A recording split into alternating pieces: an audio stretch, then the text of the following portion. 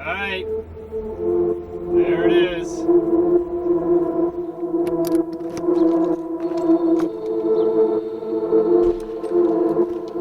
Alright, what do we have? Alarm going off. Looks like we had a little damage.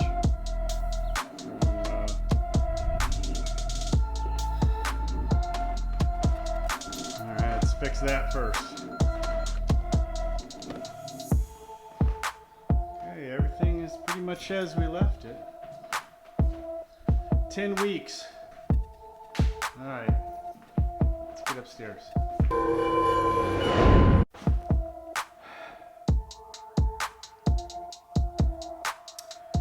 Well, here we are, 10 weeks later, and it's time to reopen. Open your business, open my business. I'm back at the studio.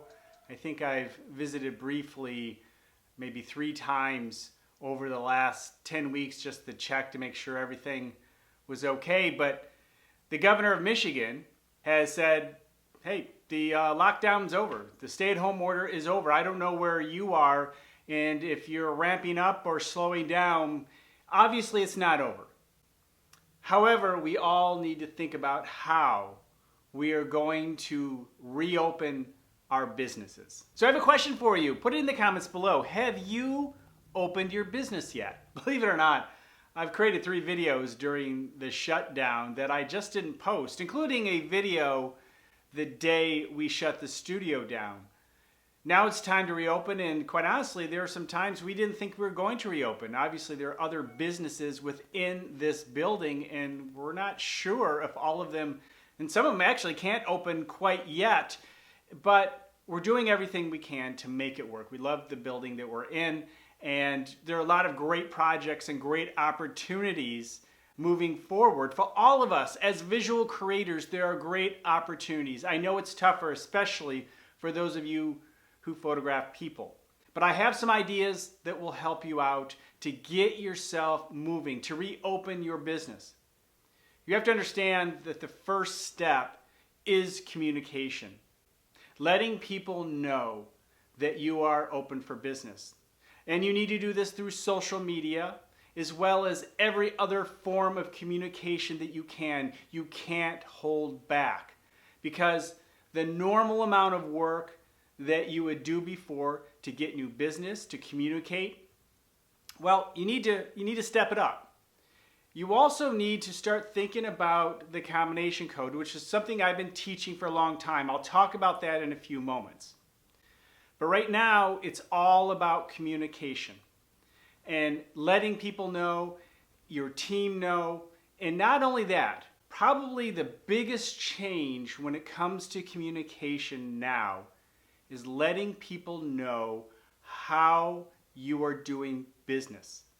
When someone comes to this studio, what do they need to be prepared for? Is there a login sheet so people know who's coming and going? Is there a requirement for a mask?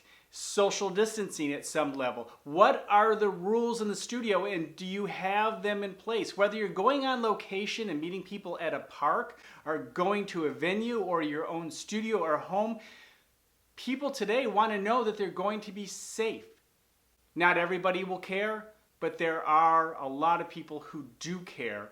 And as part of your business reopening, you need to address this. And the best thing you can possibly do is write those rules down, have them at the ready, put them in PDF format so you can send them with every email and communication so people know what to expect and you have a foundation to work off of. Moving forward, we can't forget the 4 areas of marketing that we talk about here on this channel all the time, and that is awareness, traffic, conversions, and retention.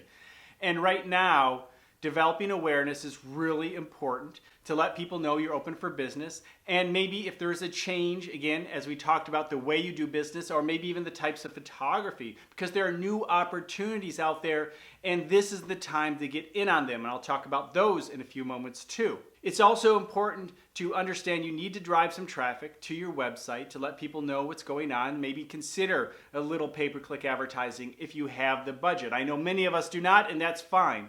But if you have it, do it. Otherwise, work on your search engine optimization and even develop your social media. That will help you in both of those areas. conversions, understanding the change. And for some of us, we think that it's about lowering our prices, and it's not. Now, there is a special way you should approach this. If you're going to lower prices, maybe it's just required at this point in time to get some revenue. But don't lower your prices permanently. If you need to offer a discount, name the discount, maybe a reopening discount, something. But always let people know how much your full rate is. If you would charge $500 and you're offering it for $300, let them know that the value is $500 and give them a $200 discount, and then the invoice is for $300.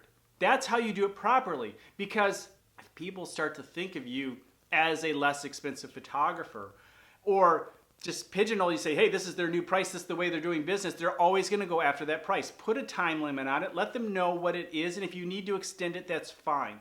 I know we all have to do what we need to do for our business, but this is not the time to ruin your business in the future by going too low by a reaction just to get things moving.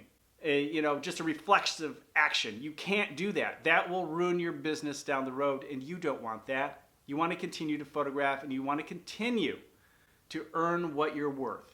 It's going to be harder, but there are ways we can go about it. There are other videos that I have in this series that you can look at related to that. I'll link it up at the end of this video to help you out. The next thing with the conversions is, of course, figuring out what are those best calls to action. And also using the combination code, combining something to your core. What are you best at? Combining a technology. Again, I'm going to talk more about this in a moment. A technology, it could be a process, it could be style. There's so many different things you can apply to your core visual creative talents that separate you from the competition. And some of these things can be related to what's going on in the world.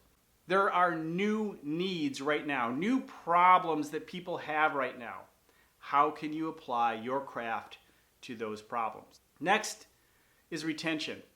Retaining your current clients. You've worked so hard to get them. How are you communicating with them? Are you using email, social media, whatever? But what about your older clients? The thing is, the people who trust you the most, the people who like you, the people are most likely to refer you are your previous clients. You need to start knocking on their doors. Even if they don't need photography now, it's very possible they know who to refer you to. Asking the question, who do you know who has this specific problem that you've discovered that you can help them out? And it may be, they had to change their wedding and the new photographer's not available. Or maybe a photographer went out of business. Or, there's so many different things that could have shifted and happened during this time. You need to be out there and really understanding the landscape of what you are about to get into, because everything is always changing. There are two things that always happen in photography through the years, two constants: change and photographers complaining about change. It's always changing. It's different today than it was 10 years ago. I remember clearly that photographers were quitting when the digital age started to happen during the turn of the century. 20 years ago, photographers were quitting left and right. Said, this digital thing, it's ruining photography. But, so did autofocus, so did camera sizes and the SLR versus the 4x5. Every year photography changes. And every year there are photographers holding on to the past, complaining that photography has changed. Photography will be different next year and the year after. It's just that simple. And the ones who fail are the ones who are grasping for the past. They found their niche, they found their groove, things are going great, and then something changed. And it's usually technology, and they start complaining about it. The internet, social media, all these things change photography, and usually has to do with more access to photography, and it's going to change tomorrow. If you're going to be a successful photographer, you have to continuously change and adapt to what is new. For me, I'm going into the new world of augmented reality. The time is here. It's in our phones. It used to be, augmented reality has been around for a long time, but you need a special app and software and coding to make it all happen. Today, it's so much easier. There's some great programs that it's almost Photoshop and website design like. It's almost like the next variation of the website coming at us with opportunities for video and photography and design. It's going to be huge. VR, photography in general is always going to be needed, but videography still on the rise. There are more opportunities today than ever. But you can play the commodity game and just be the lowest price and do what everybody else is doing, or you can combine something with your core and separate yourself from the competition and name your own price. But you have to look for the problems out there that need to be solved, not the things that you like to take pictures of necessarily. As far as your work goes, you have to make some kind of compromise. If you're going to be a pure artist, that's fine. That's fine. But remember, every decision you make in your photography has a benefit and a consequence. And you have to decide where your pain thresholds are, where you want to be. You have to love what you do. I think that is a quality that is necessary. So the combination code is something you need to consider. And I do have plenty of videos on this channel all about that. Bottom line in all this is that you can do it.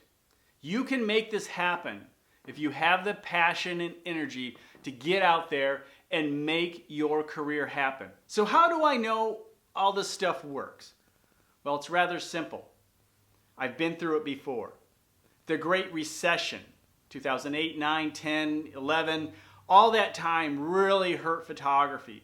But my business and my opportunities grew substantially and continued for many years because of the actions I took. What I combined into my business that was new, the new technology of the time, especially social media. And it gave me new opportunities from sitting in Detroit as a local photographer to a national presence. And that national presence took me to places I never thought I would go. And the new opportunities are out there now. The need for visual imagery in so many new forms is greater than ever. We are in a heyday of visuals. You just have to go find the problems that need to be solved. So let me know your questions about opening your photography business, whether it's your first day or reopening a 20-year-old business. Put them in the comments below and let's do this together.